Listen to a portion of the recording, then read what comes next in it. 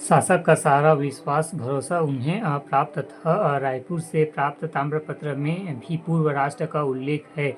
Doctor मिश्र के अनुसार प्रशासनिक इकाई के पूर्व राष्ट्र का उल्लेख आया है, जो इस बात की पुष्टि करता है कि सरबपुर राज्य दो प्रमुख इकाइयों में बांटा था, पूर्व राष्ट्र और स्वराज, जहाँ से शासक स्वयं प्रत्यक्ष प्रशासन का संचालन करता था। महाप्रवर राज सुदेवराज के पश्चात सरब वंश का शासक उसका छोटा भाई प्रवरराज हुआ। सरबपुर के स्थान पर उसने अपने भाई द्वारा स्थापित सिरपुर की राजधानी बनाया। मानमात्री का पुत्र, ऐसा उसने अपने ताम्रपत्रों में अपने को बतलाया है। सुदेवराज के समय जब सरबपुर राज्य का भीमसेन तृतीय ने आक्रमण किया, तब प्रवरसेन ने महत्वपूर्ण भूमिका का निर्वाह उसे हटाने में किया और अपने भाई द्वारा सिरपुर में गवर्नर के रूप में नियुक्त कर दिया गया। सरबपुर के असुरबल एवं पांडुवंशी ने अधिकार कर लिया था, जिसे लड़ाई के परास्त कर प्रवर राज ने पुनः प्राप्त किया।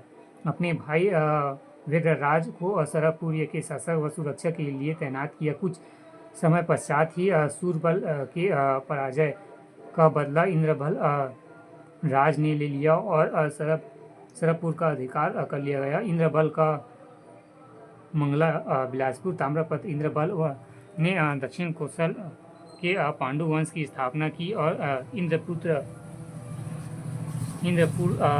नामक नगर बसाया, जो खरौद के रूप में पहचाना गया है।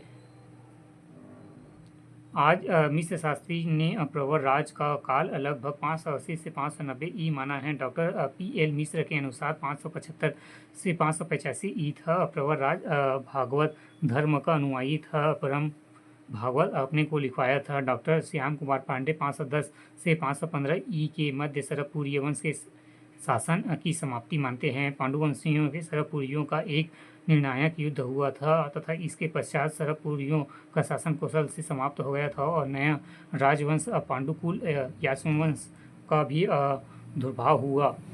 सरबपुर की पहचान।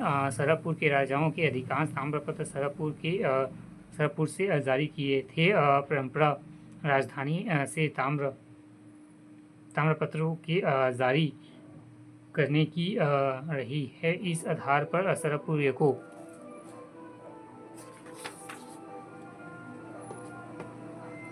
राजधानी माना जाता है। इस संबंध में किसी घोषणा का प्रमाण पत्र नहीं मिलता है। सरबपुर की पहचान अलेक्जेंडर कनिंघम ने अपने पहले तो महाराष्ट्र वर्धा जिले की आरवी से फिर संबलपुर से करने का किया है। राय बहादुर हीरालाल ने श्रीपुर को भी सरबपुर बतलाया है। सिरपुर और सरबपुर दोनों स्थानों में ताम्रपत्र जारी हुए थे। अंततः यह निष्कर्ष निकाला जा सकता है कि दोनों को दो अलग अलग शहरों के नाम से थे।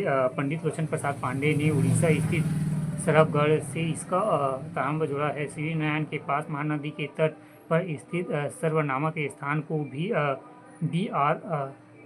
बी श्री पांडे लोचन प्रसाद ने सरबपुर बतलाया है। M.G. दक्षिण सरबपुर को सिरपुर के नाम से मानते हैं। डॉक्टर श्याम कुमार पांडे के अनुसार मल्हार ही सरबपुर था। मल्हार ही प्राचीन सरबपुर था तथा सरब राज ने कौशल की इस प्राचीन राजधानी को पुनः नामांकित कर सरबपुर कहना प्रारंभ किया।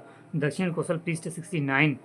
डॉक्टर पांडे के अनुसार छत्तीसगढ़ में मात्र 4 प्राचीन नगर मल्हार, सिरपुर, राजिम, आरंग राजधानी के नाम से